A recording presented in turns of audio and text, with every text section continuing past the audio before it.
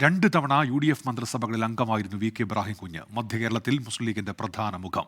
സംസ്ഥാന ഹൈവേകളുടെയും ഫ്ളൈ ഓവറുകളുടെയും വികസനത്തിൽ നിർണായക പങ്കുവഹിച്ചു. എന്നാൽ പാലാരിവട്ടം പാലം അഴിമതി കേസ് രാഷ്ട്രീയ ജീവിതത്തിൽ കരിനിഴൽ വീഴ്ത്തി.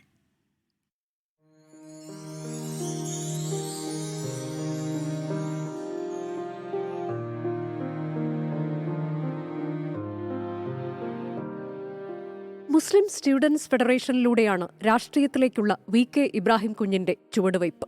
മുസ്ലിം ലീഗിന്റെ എറണാകുളം ജില്ലാ സെക്രട്ടറിയായും പ്രസിഡന്റായും പ്രവർത്തിച്ചു. 2001 മട്ടാഞ്ചേരി മണ്ഡലത്തിൽ നിന്ന് ആദ്യമായി നിയമസഭയിലേക്ക്. 2006 വീണ്ടും വിജയം. 2011 16 കളമശ്ശേരി മണ്ഡലത്തിൽ നിന്നാണ് ഇബ്രാഹിം കുഞ്ഞ് ജയിച്ചത്. 2005 ഐസ്ക്രീം പാർലർ ആരോപണത്തിൽ പി കെ കുഞ്ഞാലിക്കുട്ടി രാജിവെച്ചപ്പോൾ ഉമ്മൻചാണ്ടി മന്ത്രിസഭയിലെത്തിയത് വി കെ ഇബ്രാഹിം കുഞ്ഞ്. വ്യവസായ വകുപ്പിന്റെ ചുമതല. 2011-2016 കാലത്ത് രണ്ടാം ഉമ്മൻചാണ്ടി സർക്കാരിൽ പൊതുമരാമത്ത് വകുപ്പ് മന്ത്രിയായി. 400 ദിവസം കൊണ്ട് 100 പാലങ്ങൾ നിർമ്മിക്കാനുള്ള വെല്ലുവിളി ഏറ്റെടുത്ത് നടപ്പിലാക്കിയത് ശ്രദ്ധേയ നേട്ടമായി.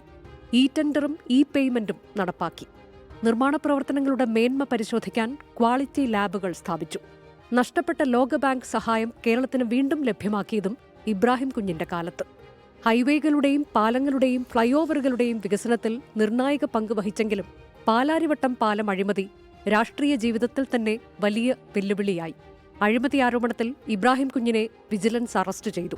പാലാരിവട്ടം അഴിമതിയുമായി ബന്ധപ്പെട്ട് ചന്ദ്രിക ദിനപത്രത്തിന്റെ അക്കൗണ്ട് വഴി കള്ളപ്പണം വെളുപ്പിച്ചു എന്ന ആരോപണത്തിൽ എൻഫോഴ്സ്മെന്റ് ഡയറക്ടറേറ്റും ഇബ്രാഹിം കുഞ്ഞിനെതിരെ അന്വേഷണം നടത്തി. അർബുദബാധയെ തുടർന്ന് 2021 നിയമസഭാ തെരഞ്ഞെടുപ്പിൽ ഇബ്രാഹിം കുഞ്ഞ് മത്സരിച്ചില്ല. പകരം മകൻ അഡ്വക്കേറ്റ് അബ്ദുൾ ഗഫൂറാണ് കളമശ്ശേരിയിൽ മത്സരിച്ചത്. നദീറയാണ് ഭാര്യ. അഡ്വക്കേറ്റ് അബ്ദുൾ ഗഫൂർ, അബ്ബാസ്, അനൂപ് എന്നിവരാണ് മക്കൾ. Research desk 24.